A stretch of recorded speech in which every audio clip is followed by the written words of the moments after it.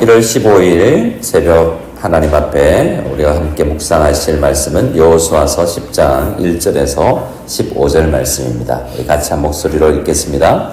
그때 여호수아가 아이를 빼앗아 진멸하되 여리고와 그 왕에게 행한 것 같이 아이와 그 왕에게 행한 것과 또 기브온 주민이 이스라엘과 화친하여 그 중에 있다 함을 예루살렘 왕 아도니 세덱이 듣고 크게 두려워하였으니 이는 기브온은 왕도와 같은 큰 성임이요 아이보다 크고 그 사람들은 다 강함이라. 예루살렘 왕 아도니 세덱이 헤브론 왕 호함과 야물 왕 비람과 메피스 왕 야비아와 에글론 왕 드빌에게 보내어 이르되 내게로 올라와 나를 도우라. 우리가 기브온을 치자. 이는 기브온이 여호수아와 이스라엘 자손과 더불어 화친하였음이니라 하매 아모리 족속의 5 왕들 곧 예루살렘 왕과 헤브론 왕과 야르뭇 왕과 라기스 왕과 에글론 왕이 함께 모여 자기들의 모든 군대를 거느리고 올라와 기브온에 대진하고 싸우니라.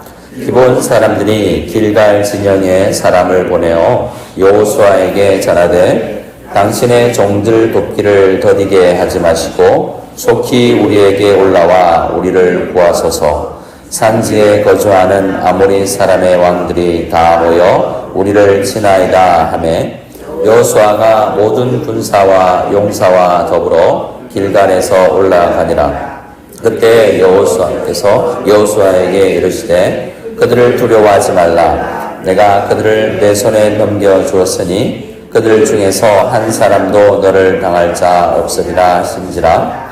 여호수아가 길갈에서 밤새도록 올라가 갑자기 그들에게 이르니 여호와께서 그들을 이스라엘 앞에서 패하게 하심으로 여호수아가 그들을 기브온에서 크게 사륙하고 벳호론에 올라가는 비탈에서 추격하여 아세가와 막가데까지 이르느니라.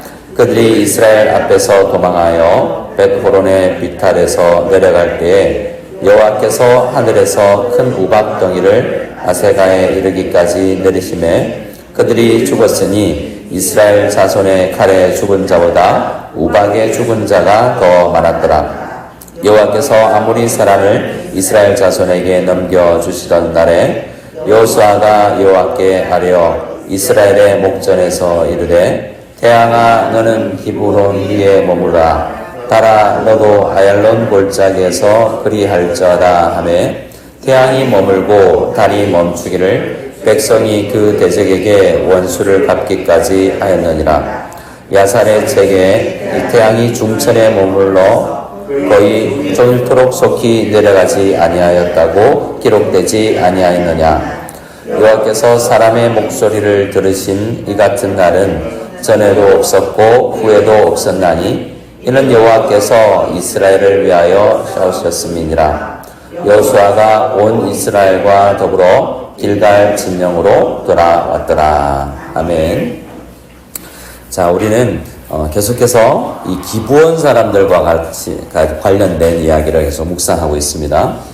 기브온 족속들도 원래는 진멸의 대상이었죠. 이스라엘 입장에서는 가나안 땅에 들어가면 그 가나안 땅에 살고 있는 크게 분류해서 7 족속을 진멸해야 했습니다. 기본적으로 그들과 싸우는 사람들은 도망하지 않고 격렬하게 마음먹고 싸워보겠다 하는 사람들과 싸운 것입니다.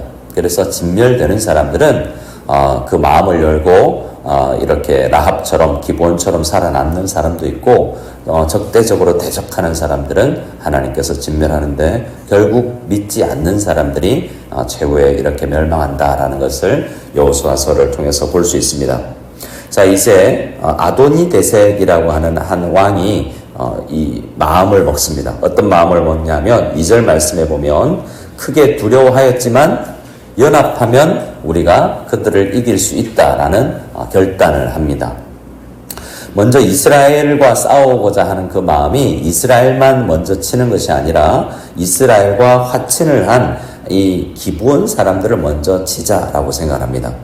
1절에 보면 어떤 이야기를 그가 듣냐면 그때 이런 기브온과 이스라엘이 화친한 이후에 이 이야기가 다 들립니다. 어떤 이야기까지 들리냐면 여호수아와 이스라엘이 아이성을 빼앗아 진멸하는 것이 여리고 왕에게 했던 것처럼 이 두 여리고와 아이성 둘 다 점령했다라는 소문이 일단 들리고요. 그와 함께 기브온 주민이 이스라엘과 화친해서 조약을 맺었다라는 두 소식이 들리는 것입니다. 그래서 싸우고자 한다라는 거죠.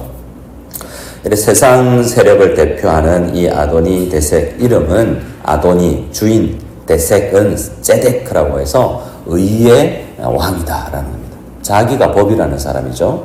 그래서 하나님의 법을 두려워하지 아니하고 내가 법이야 라고 하는 대표적인 사람이라고 할 수 있습니다. 혼자서는 다 안 된다라고 생각해서 사람들을 모으는데요. 그 이유가 2절에 있습니다. 2절을 다시 한번 읽어보겠습니다.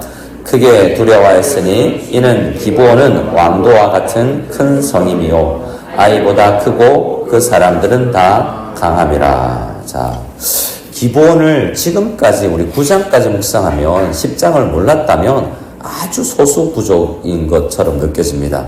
그런데 이들은 아이성, 그러니까 한때 이스라엘이 불순종하여서 아이성 침공을 실패했잖아요. 근데 아이 사람들보다 숫자도 키도 더 크고 강한 사람들이라는 거예요. 여기서 뭘 알 수 있습니까? 이 강한 사람들도 진짜 강한 게 뭔지를 아니까 하나님을 믿는 사람들 앞에 굴복하고 들어오는 것입니다. 그러니 사실 아도니 데색도 세덱도 어떤 의미에서 이 기브온보다 약할 수도 있습니다. 그래서 사람들을 불러 모아서 5 왕들, 5절에 나오면 5 왕들이 연합해서 치는 것입니다. 그때 이제 6절이 중요하고 이 이후의 내용은 쭉 읽어보면 너무나 익숙하게 아는 내용이죠. 6절은 기도 요청이고요. 7절부터는 기도 응답 받았다라는 그런 구도로 우리가 읽을 수 있습니다. 자, 6절 기브온 사람들 얼마 전까지 진멸의 대상이었고 멸망의 대상이었는데 오늘날 우리처럼 복음 듣고 예수 믿고 교회를 다녀서 하나님의 백성 된 사람들의 기도, 그 기도를 우리가 6절을 같이 한 번 더 읽어보기를 원합니다. 기브온 사람들이 길갈 진영에 사람을 보내어 여호수아에게 전하되 당신의 종들 돕기를 더디게 하지 마시고 속히 우리에게 올라와 우리를 구하소서. 산지에 거주하는 아모리 사람의 왕들이 다 모여 우리를 치나이다 하매. 자, 우리의 기도와 흡사하죠. 저는 주님 종입니다. 저 예수님 믿습니다. 하나님 백성이죠. 도와주시기를 속히 해주십시오.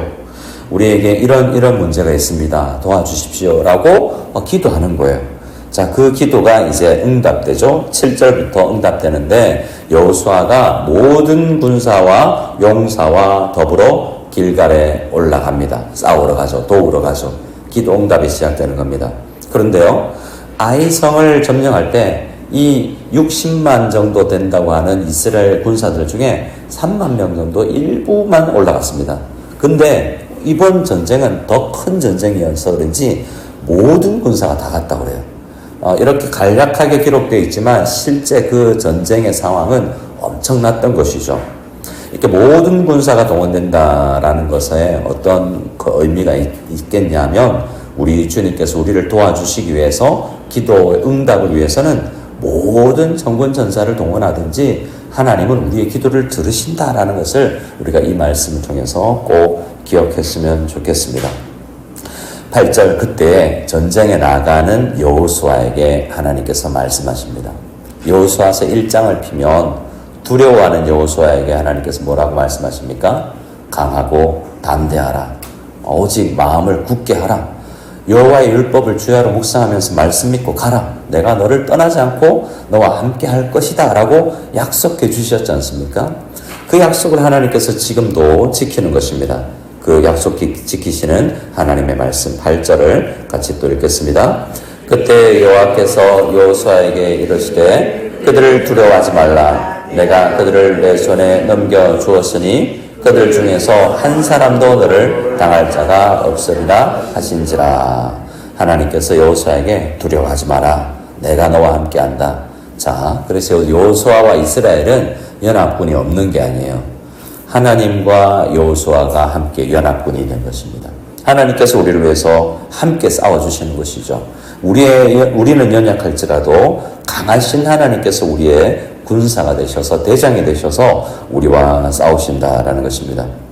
그래서 이제 9절 이후의 전쟁의 내용인데요. 11절에 보면 사실 여호수아와 이스라엘의 칼날에 죽은 자보다 하나님께서 우리의 연합군이시기 때문에 하나님께서 천체를 움직이셔서 이 날씨를 움직이시고 주장하셔서 우박에 죽은 자가 더 많았다라는 거죠.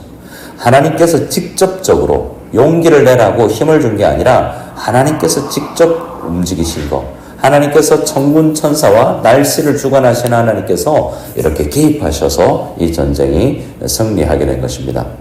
특이한 것은 12절부터 있는 이 태양아 멈춰라 달아 아얄론 골짜기에서 멈춰라는 여호수아의 이 요청이 왜 그런지는 정확하게 알지 못하지만 여호수아가 하나님께 기도를 할 필요성을 느꼈던 것 같습니다.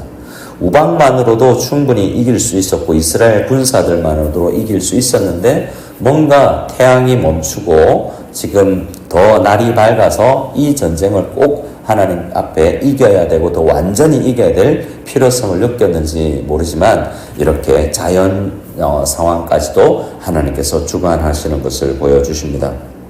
자, 우리는 성경에서 무리를 걸으시거나 오병의 기적을 일으키거나 죽음, 너무나 자연스러운 죽음까지도 하나님께서는 해결하시는 것을 봅니다.